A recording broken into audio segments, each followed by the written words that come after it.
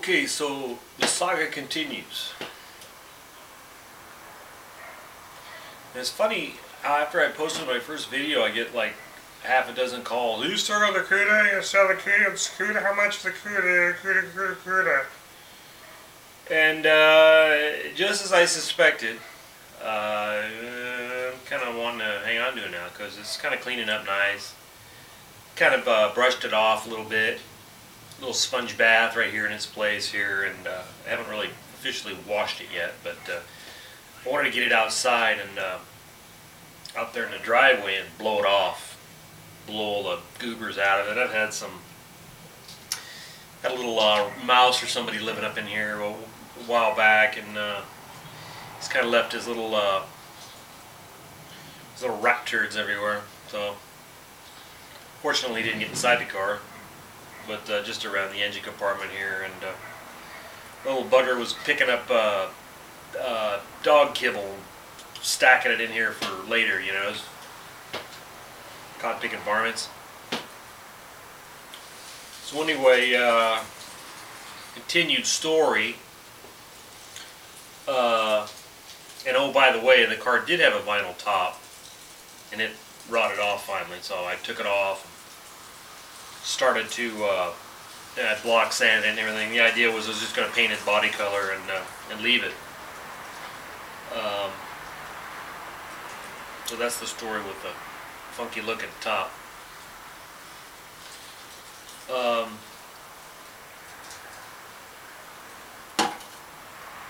So I get the car, and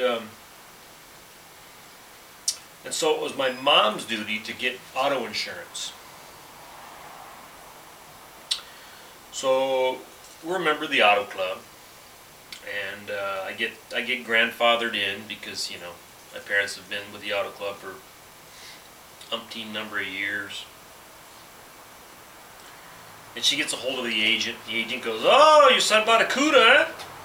"Yeah," my mom said. "Yeah." "Well, what size engine is it?" "Oh, biggest one they make." He says, "You mean it's got the Hemi?" My mom says, "Oh yeah, it's got the Hemi." And the agent goes, "Do you have any idea how much the insurance is going to be for a 17-year-old boy driving a Hemi Cuda?" And quoted her something astronomical. And of course, you know, I'm at school.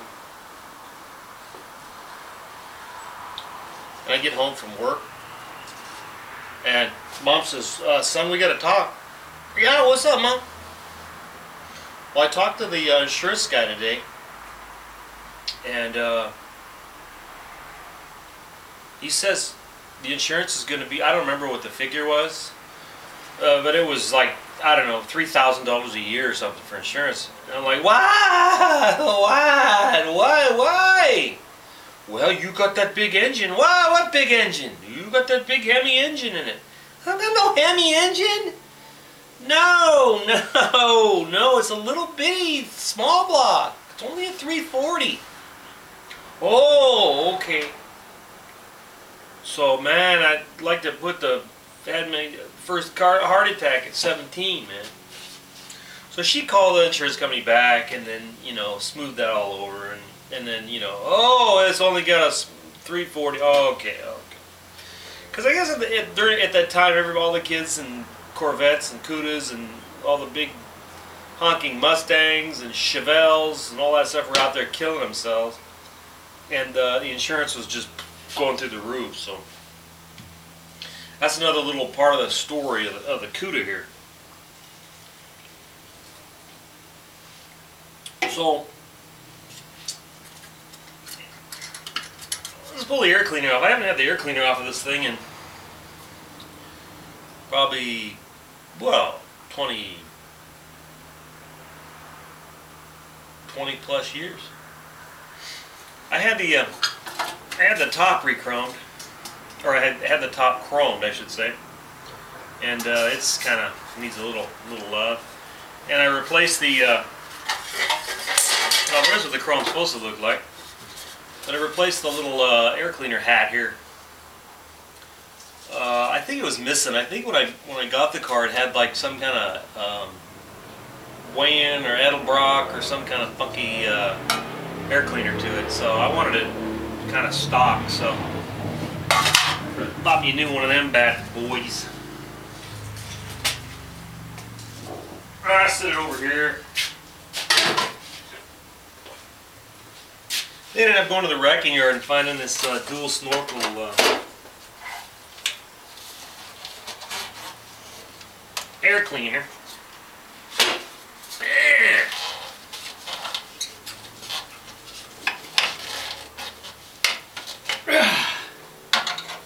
it's been a while. Dual snorkel air cleaner off of 440 or something. I think it was a 440 Roadrunner or something. The boneyard when they were plentiful. Oh, I forgot about my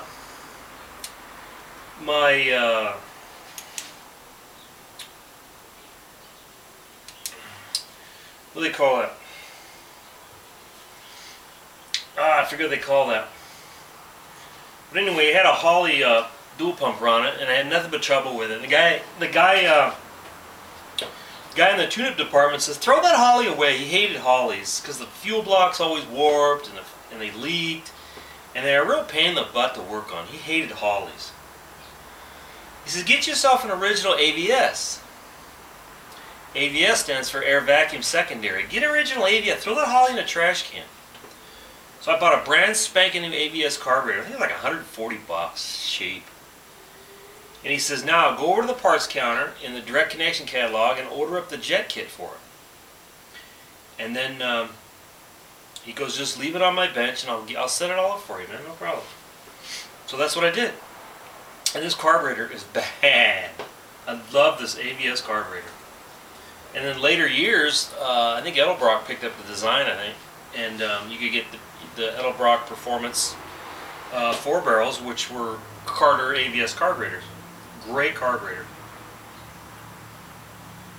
And so then we're tweaking with it, and had a lot of trouble with the distributor, the Mallory dual point.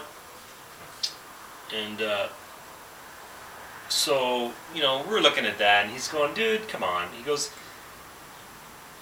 the dual point distributor didn't have a vacuum advance. And he says that distributor might be great for like drag racing, you know, at high RPMs. He said, if you're going to try to street this car, just throw that distributor away. Get yourself, go back over the parts counter, get yourself a direct connection electronic ignition conversion kit. Then you'll have something. You have a vacuum advance. We'll recurve the distributor, and then you'll have something. So that's what I did. Because a lot of problem with that stupid Mallory distributor is the points. You had to go to the super shops to get the idiotic points, and the distributor cap and the rotor and all that crap were like this. It's almost made out of like glass or something, and you just drop it or bump it or something to be shattered or break. And the suckers were expensive, man. It's just expensive. So I got rid of all that crap. So, once we got that all squared away, and it was good to go. It had the, what's this intake manifold? I forget the intake manifold. Was it a Edelbrock? I forget the name of it. We'll figure it out. I'm going to pull this carburetor. We're going to pull this carburetor out here today and get a look at it. Because we're going to try to get this bad boy fired up. I don't know, maybe you saw some of the pictures where I had the car on its side, and it stayed on its side for years. And what had happened is this whole bank cylinder was filled up with oil. I didn't drain the oil. The plan was to flip it on its side, take the exhaust off, put it back down. Anyway.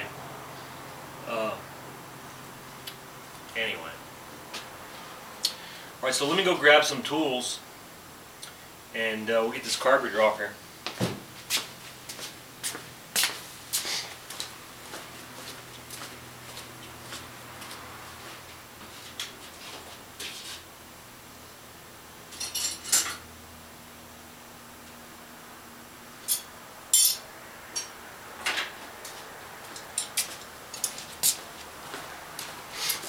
she's looking pretty crusty, man.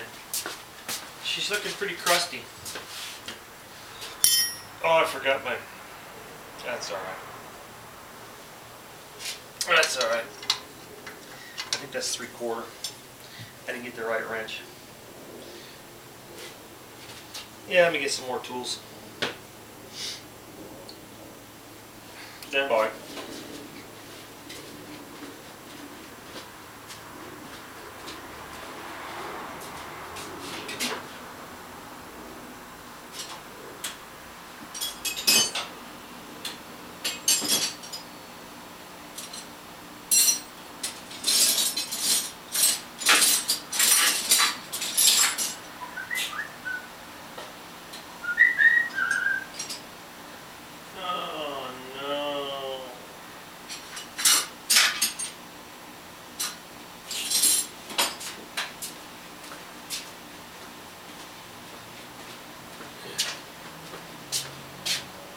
Okay, so I wonder if the fuel pump's any good. I wonder if the fuel pump's any good.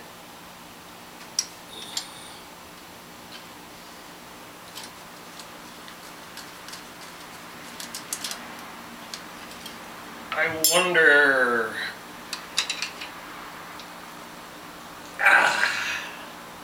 It's a PVC line.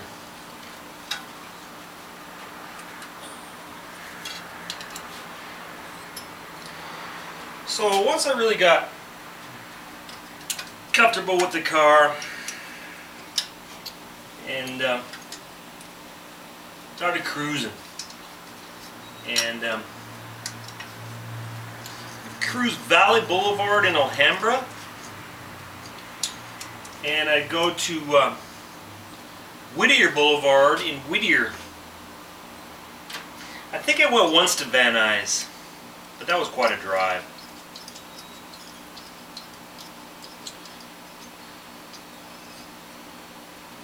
But I spent most of my time at Valley Boulevard. Met some pretty cool people there. Met my first girlfriend there.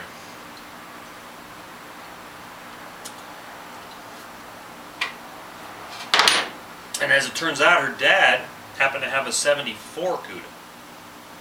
And so we got along great.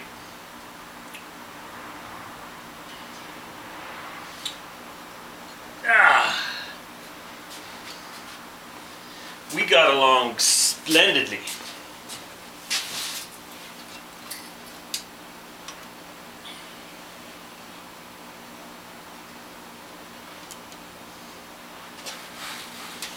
Okay.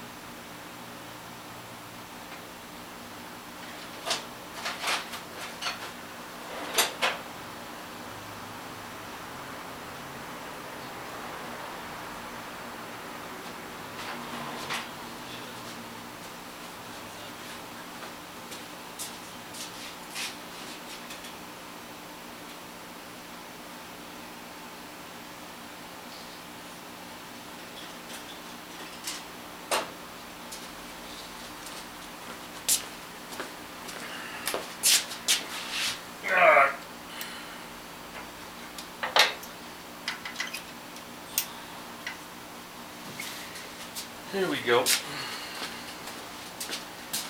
if we move that carburetor off out, it's gonna be stuck. Whew. It hasn't been over there in quite some time. Oh, I forgot the choke. Choke. The choke. That was the other thing with that Holly, is a funky choke. This one will take a stock choke mechanism. Alright, so there you go, there's that.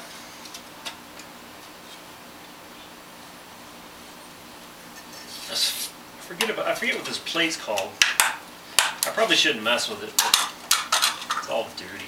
I cleaned it up. Well, this is the stock 4-barrel. Okay, this is stock cast iron 4-barrel. I thought I had an aluminum high-rise on it. It's got the stock 340 4-barrel manifold on it. But here's that plate. This keeps the heat from the carburetor, and it made a real big difference when it got really super hot. Sometimes it would vapor lock, and it was amazing how this worked. It's like stacks of aluminum plate, like a gasket, aluminum plate, gasket, aluminum plate, gasket, aluminum plate, like a heat sink, and worked fantastic. When you touch the engine, it was super hot, and you touch the base of the carburetor, it was cool. It was pretty nice, because this thing runs really good in cold weather. It loves cold weather. So in the evening, cruising in the evening times is when it ran the best. So anyway, there's the carburetor. We're going to, I wonder if the throttle works. Oh, it's not all stuck. So that's good. That's a good sign. So take a break and cover up that carburetor hole, and we'll keep going on her. We're going to do her. We're going to do her, boys.